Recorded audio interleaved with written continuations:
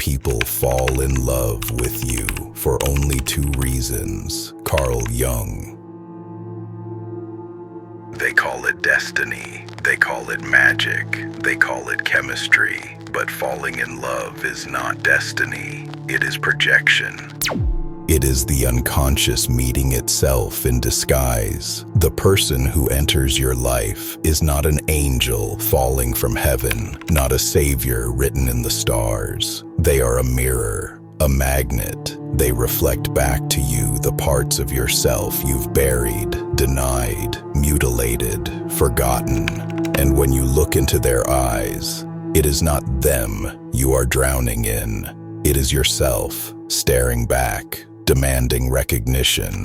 Jung knew this truth. Love begins as illusion. You don't fall in love with them. You fall in love with the fragments of your own soul returned to you through their presence. That is why it feels like fate. That is why letting go feels unbearable. Because what you are holding on to is not them. It is the lost pieces of yourself you fear to lose again. Think about it. You spend years hiding pieces of yourself. Anger you were told was unacceptable. Tenderness you were told was weakness. Ambition that frightened others. Desires that shamed you. You bury them, lock them, call it maturity. And then suddenly, someone appears. With a single glance, a word, a gesture, they awaken those hidden currents in an instant. It feels as if they complete you, as if they are the missing half you've been searching for. But they do not complete you. They simply reveal what you refuse to see within yourself. That electric attraction, that obsession, that intoxication that keeps you awake at night. It is not their magic. It is your unconscious, pounding on the walls, demanding recognition. The danger is this. If you do not know yourself deeply, you will never know who you truly love, the living person before you, or the shadow you have projected onto them. And here comes the cruel part. As long as you believe love is about completion, you will remain broken. You will chase missing halves, worship strangers, and mistake projections for intimacy.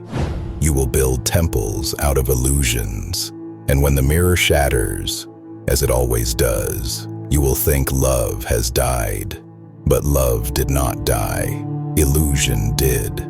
That collapse, brutal as it feels, is not an ending. It is the first moment love can even begin. Because only when the illusion is gone do you see the other clearly, without masks, without fantasy, without anesthesia. That pain you call heartbreak is the violent tearing away of projection. It is the unmasking of reality. But most people never reach this point. They live trapped in a cycle that repeats like a curse. Fascination, projection, intoxication, disappointment, breakup. Then again, different faces, same story. Because what they are addicted to is not the other person. It is the feeling of meeting themselves through another. The unconscious is ruthless. It repeats what is unresolved. Childhood wounds disguised as romance, old shadows masquerading as soulmates. That is why people fall for the same type over and over, even when it destroys them. They are not drawn by love. They are dragged by programming. This pattern has a name. Jung called it anima and animus. The inner figures of the feminine and masculine that live inside each of us. They are not random. They are sculpted in childhood by the first hands that held you, the first voices that judged you, the first faces that either affirmed or denied you. From tenderness given and tenderness withheld, from admiration offered and admiration stolen. These figures become ghosts inside you, shaping your desires, scripting your attractions. They act like magnets. They pull you with invisible threads toward those who resemble your earliest imprints. You mistake that pull for destiny. You swear it must be fate, but it is not cosmic design. It is repetition, a loop disguised as love, a memory disguised as magic.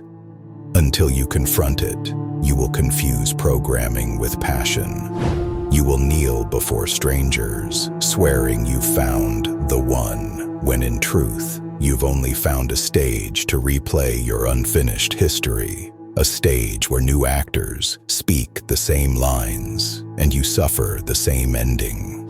Here lies the deeper danger. When the illusion finally breaks, you do not simply lose a partner. You lose the rented image of your own soul you had placed upon them. You lose the secret reflection you outsourced into their presence. And so the emptiness you feel is not the absence of them. It is the absence of your own projection returned to you. That is why heartbreak feels like death. Because it is. It is a psychic death. Every breakup is not just the collapse of a relationship.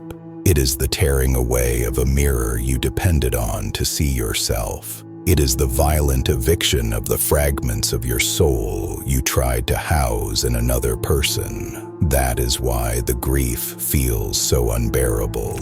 You are not only mourning them, you are mourning yourself, the self you refuse to fully inhabit.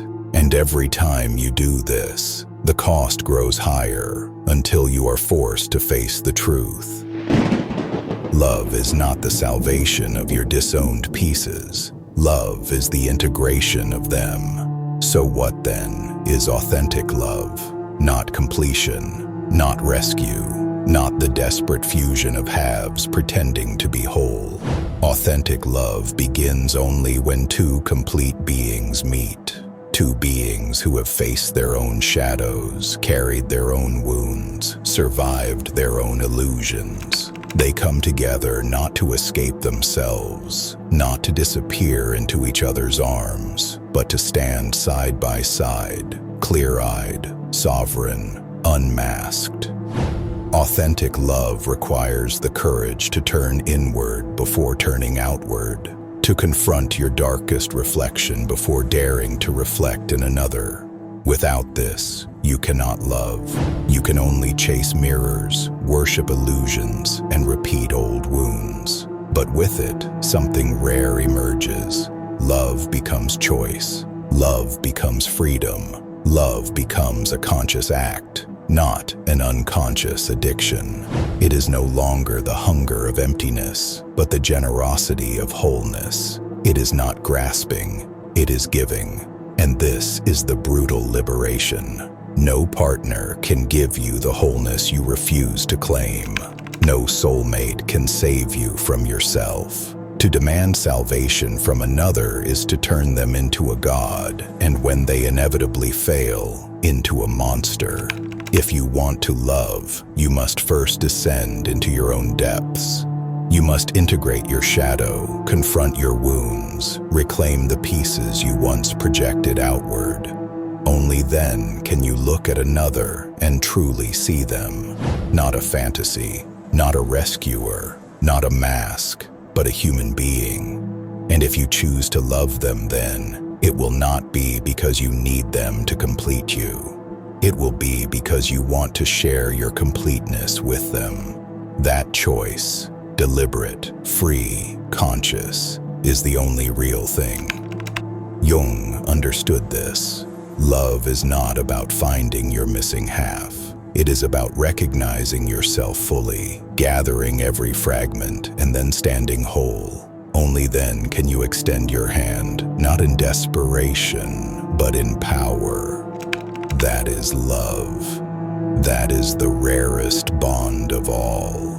Not the collision of two broken halves, but the meeting of two sovereign wholes who choose, despite their completeness, to walk together.